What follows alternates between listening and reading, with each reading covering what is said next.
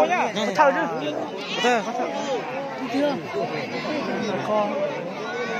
Đây là sư tây sư sư. Khó chỗ nào cũng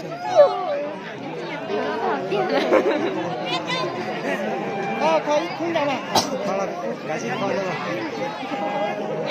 Không mà.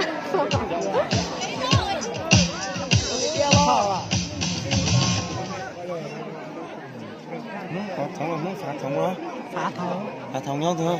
Xong nào quá. Phá thống 11 đấy.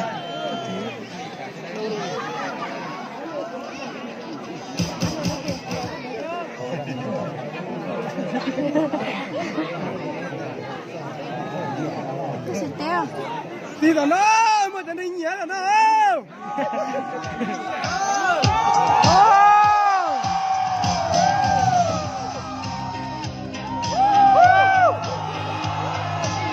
Cha là bắn rồi rồi.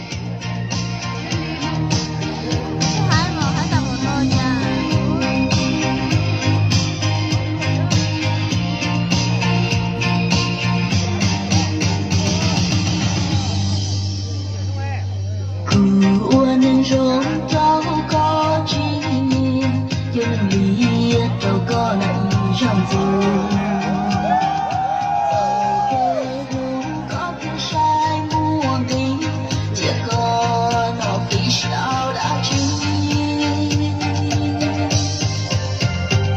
chỉ u tên vì có cái sai cũng chỉ vì đơn áo có như thế lý chiều nhỏ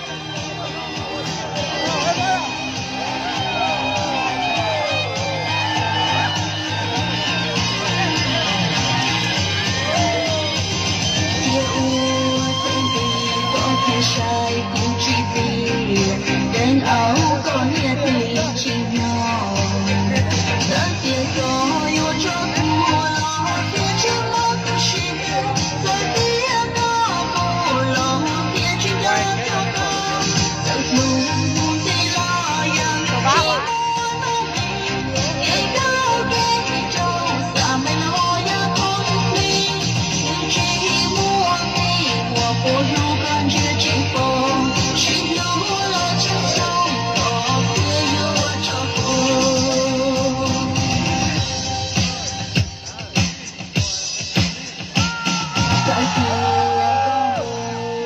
Hãy subscribe cho kênh Ghiền Mì Gõ để không bỏ lỡ những video